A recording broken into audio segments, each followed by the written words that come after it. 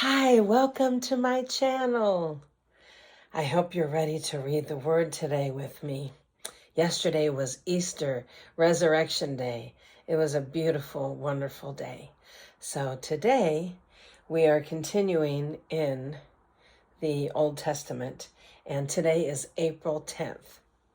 So let's begin.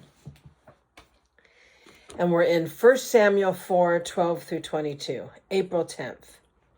The death of Eli. A man from the tribe of Benjamin ran from the battlefield and arrived at Shiloh later that same day. He had torn his clothes and put dust on his head to show his grief. Eli was waiting beside the road to hear the news of the battle, for his heart trembled for the safety of the ark of God. When the messenger arrived and told what had happened, an outcry resounded throughout the town. "What is all this noise about?" Eli asked. The messenger rushed over to Eli, who was 98 years old and blind. And he said to Eli, "I have just come from the battlefield. I was there this very day." "What happened, my son?" Eli demanded. "What happened?" "Israel has been defeated by the Philistines," the messenger replied.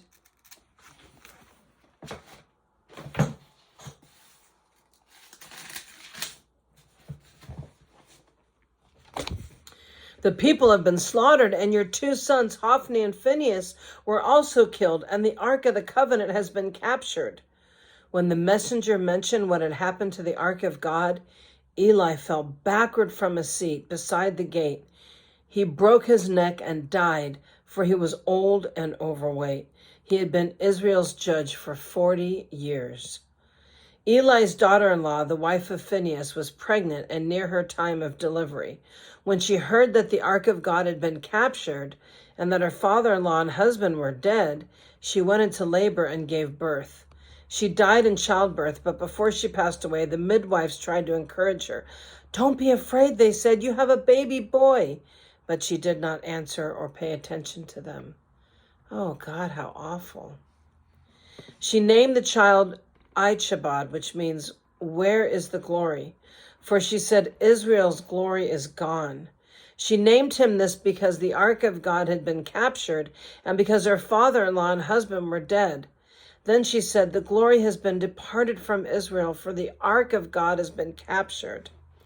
The ark in Philistia, 1 Samuel 5:1 through 12. After the Philistines captured the Ark of God, they took it from the battleground at Ebenezer into the town of Ashdod. They carried the Ark of God into the temple of Dagon and placed it beside the idol of Oh, God. No. Placed it beside the idol of Dagon. But when the citizens of Ashdod went in to see it the next morning, Dagon had fallen with his face to the ground in front of the ark of the Lord. Well, yeah, good for Dagon. He knows which God to worship, okay?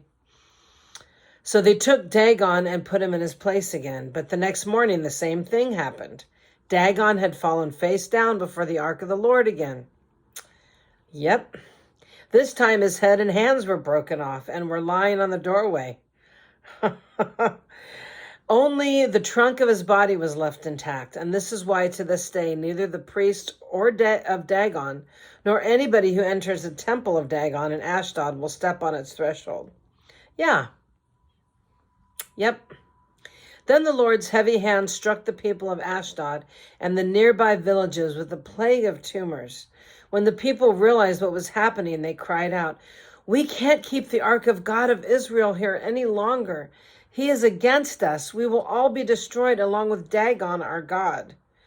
So they called together the rulers of the Philistine towns and asked, "What should we do with the ark of the God of Israel?" The rulers discussed it and replied, "Move it to the town of Gath." So they moved the ark of God of Israel to Gath. But when the ark arrived at Gath, the Lord's heavy hand fell on its men, young and old, and he struck them with a plague of tumors, and there was great panic. So they sent the ark of God to the town of Ekron. But when the people of Ekron saw it coming, they cried too, "They are bringing the ark of God of Israel here to kill us too." The people summoned the Philistine rulers again and begged them, "Please send the ark of God of Israel back to its own country, or it will kill us all." For the deadly plague from God had already begun, and great fear was sweeping across the town. Those who didn't die were afflicted with tumors, and the cry from the town rose to heaven. The Philistines returned the ark. 1 Samuel 6, 1-18. The ark of the Lord remained in Philistine territory 7 months in all. Then the Philistines called in their priests and diviners and asked them, "What should we do about the ark of the Lord? Tell us how to return it to its own country." "Send the ark of the God of Israel back with a gift," they were told. "Send a guilt offering so the plague will stop. Then if you are healed, you will know it was his hand that caused the plague." "What sort of guilt offering should we send?" they asked. And they were told, "Since the plague has struck both you and your 5 rulers, make 5 gold tumors and 5 gold rats, just like those that have ravaged your land. Make these things to show honor to the God of Israel. Perhaps then he will stop afflicting you, your gods, and your land. Don't be stubborn and rebellious as Pharaoh and the Egyptians were. By the time God was finished with them, they were eager to let Israel go." Yeah. "Now build a new cart and find 2 cows that have just been given birth to calves. Make sure that the cows have never been yoked to a cart. Hitch the cows to the cart, but shut their calves away from them in a pen. Put the ark of the Lord on the cart, and beside it place a chest containing the gold rats and gold tumors you are sending as a guilt offering. Then let the cows go wherever they want. If they cross the border of our land and go to Beth Shemesh, we will know that it was the Lord who brought this great disaster upon us. But if they don't, we will know that it was not his hand that caused the plague. It came simply by chance." Now, I don't know about you, but a surgery to remove plagues or to remove tumors is a myomectomy surgery. So, I'm wondering what kind of tumors these people had. Very interesting. Anyway, moving on to verse 10. So these instructions were carried out. 2 cows were hitched to the cart, and their newborn calves were shut up in a pen. Then the ark of the Lord and the chest containing the gold rats and the gold tumors were placed on the cart. And sure enough, without veering off in any other directions, the cows went straight along the road toward Beth Shemesh, lowing as they went. The Philistine rulers followed them as far as the border of Beth Shemesh. The people of Beth Shemesh were harvesting wheat in the valley, and when they saw the ark, they were overjoyed. The cart came into the field of the man named Joshua and stopped beside a large rock. So the people broke up the wood of the cart for fire and killed the cows and sacrificed them to the Lord as a burnt offering. Several men of the tribe of Levi lifted up the ark of the Lord and the chest containing the gold rats and the gold tumors from the cart and placed them on the large rock. Many sacrifices and burnt offerings were offered to the Lord that day by the people of Beth Shemesh. The 5 Philistine rulers watched all this, and then they returned to Ekron that same day. I can imagine how excited the Israelites were when they saw the ark of the Lord. Wow. The 5 gold tumors sent by the Philistines as a guilt offering to the Lord were gifts from the rulers of Ashdod, Gaza, Akalon, Gath, and Ekron. The 5 gold rats representing the 5 Philistine towns and their surrounding villages, which were controlled by the 5 rulers.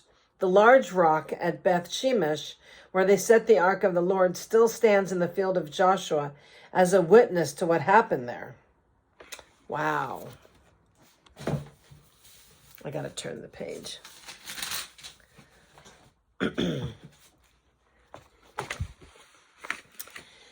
1 Samuel 6, 19, 7-2.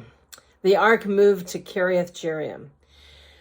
But the Lord killed 70 men from Beth Shemesh because they looked into the ark of the Lord, and the people mourned greatly because of what the Lord had done.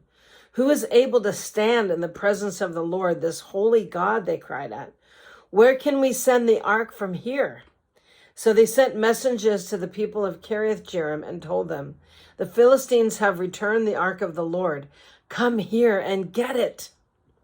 So the men of Kiriath-jearim came to get the ark of the Lord. They took it to the hillside home of Abnab and ordered Eliar, his son, to be in charge of it. The ark remained in Kiriath-jearim for a long time, 20 years in all. During that time, all of Israel mourned because it seemed that the Lord had abandoned them. 1 Samuel 7, 3 through 17. Samuel leads Israel to victory. Then Samuel said to all the people of Israel, if you want to return to the Lord with all your hearts, get rid of your foreign gods and your images of Ashtaroth. Turn your hearts to the Lord and obey him alone. Gosh, how many times have they been told the same thing? It makes us wonder about the human condition. How many times have we been told the same thing? And we have steered away from the Lord and worshiped other gods. The gods of Hollywood, the god of self,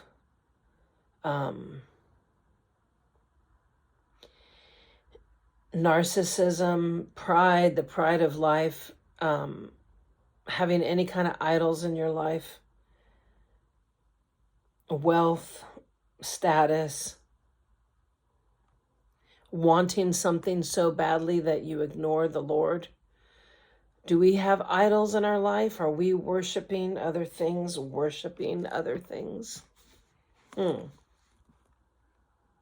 Makes me wonder.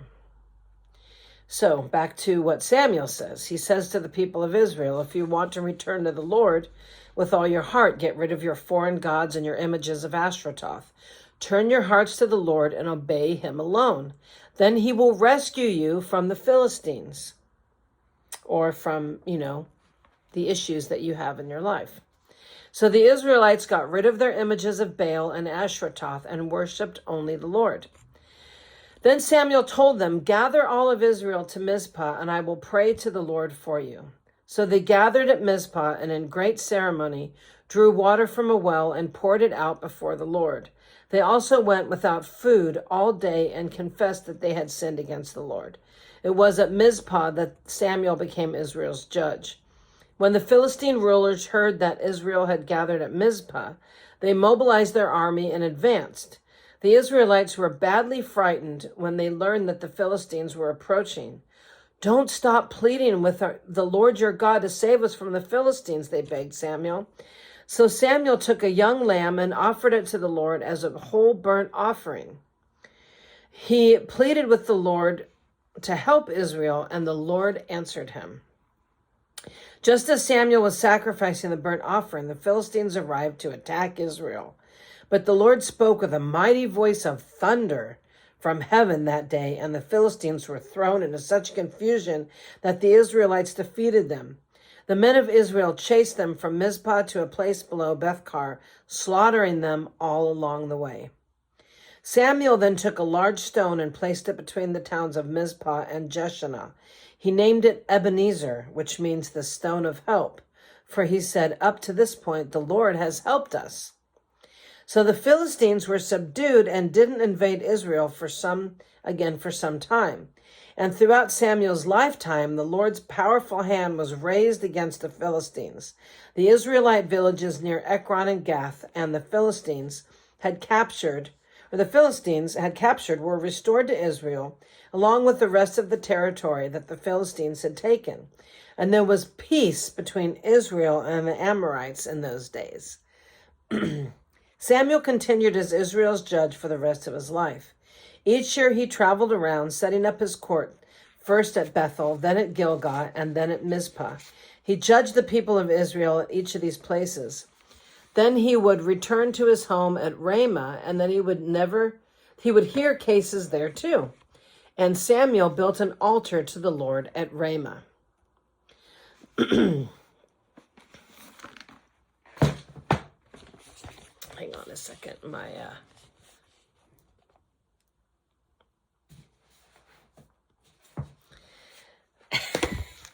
I'm doing this with one hand, so thank you for your patience. Where was I? Oh, 1 Samuel 8, 1 through 9. Israel requests a king. As Samuel grew old, he appointed his sons to be judges over Israel. Joel and Abijah, his oldest sons, held court in Beersheba. But they were not like their father, for they were greedy for money. They accepted bribes and perverted justice. Finally, all the elders of Israel met at Ramah to discuss the matter with Samuel. Look, they told him, you are now old, and your sons are not like you. Give us a king to judge us like all the other nations have. Samuel was displeased with their request and went to the Lord for guidance. Do everything they say to you, the Lord replied, for they are rejecting me, not you. They don't want me to be their king any longer. Ever since I brought them from Egypt, they have continually abandoned me and followed other gods. And now they are giving you the same treatment. Do as they ask, but solemnly warn them about the way a king will reign over them. 1 Samuel 8, 10 through 22, Samuel warns against a kingdom. So Samuel passed on the Lord's warning to the people who were asking him for a king. This is how a king will reign over you, Samuel said. The king will draft your sons and assign them to his chariots and his charioteers, making them run before his chariots. Some will be generals and captains in his army. Some will be forced to plow in his fields and harvest his crops, and some will make his weapons and chariot equipment. The king will take your daughters from you and force them to cook and bake and make perfumes for him. He will take away the best of your fields and vineyards and olive groves and give them to his own officials.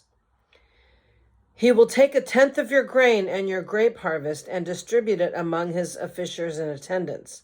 He will take your male and female slaves and demand the finest of your cattle and donkeys for his own use. He will demand 1/10 of your flocks, and you will be his slaves. When that day comes, you will beg for relief from this king you are demanding. But then the Lord won't help you. But the people refused to listen to Samuel's warning.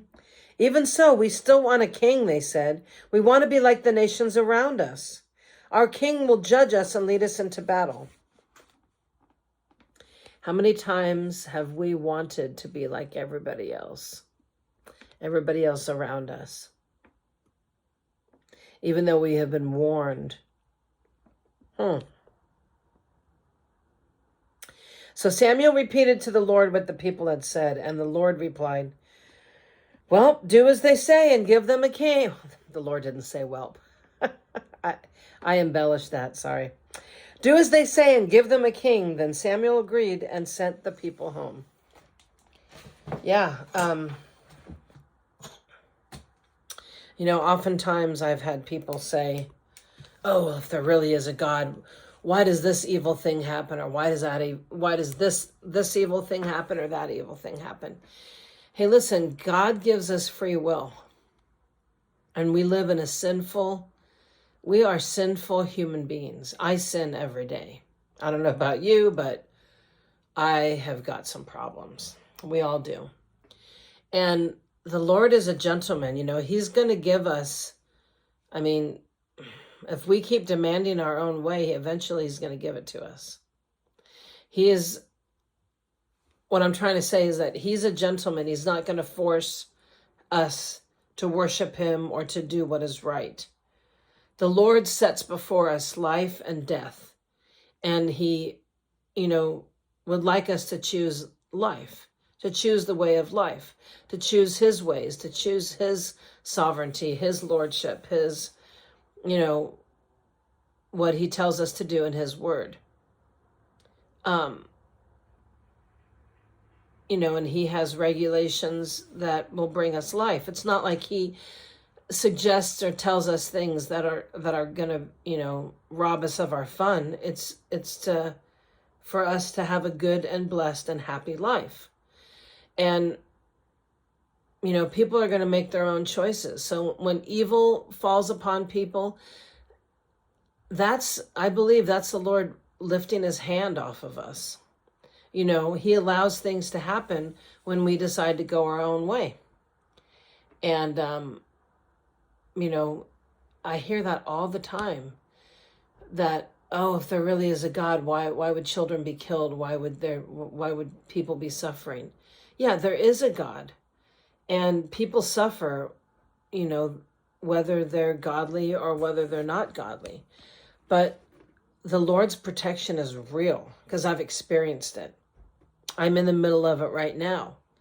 I can see the hand of God on my life and on my family's life. He does protect you. He really, really does. But at the same time, if we're going to go our own way, then he's going to be like, well, you asked for it. You're going to go your own way. So if disaster comes upon people, it's usually, in my opinion, people have gone their own way. And they have just decided to not adhere to the Lord's warnings or obey the Lord. So just to put that out there, that I've read over and over again in the Bible, that God is very patient, he's very gracious, he's very merciful, but he also will leave us to our own devices. So that's, I wish people would understand that, because a lot of people say, oh, there's no God. A loving God wouldn't allow all the suffering to happen in the world. God also allows suffering for his glory too. Sometimes he allows bad things to happen to good people because he's got a purpose and a plan. And we can use that suffering to bring other people to Christ. I mean, if you've never suffered before, then how could you have a ministry to help other people? How could you be there for other people that are hurting and suffering unless you have gone through it yourself? So I know that from my own life. There's all kinds of things I wish hadn't happened. But if without them, I wouldn't be the person I am today. So anyhow, that's just what I wanted to say. Not that you asked my opinion. But if you're still listening, then you might have wanted it. I don't know. Anyways, you have a blessed and wonderful day. And please come join me tomorrow. I'm going to try to go outside and read in front of the beautiful fountain. And I think my allergies will be good. Have a great day.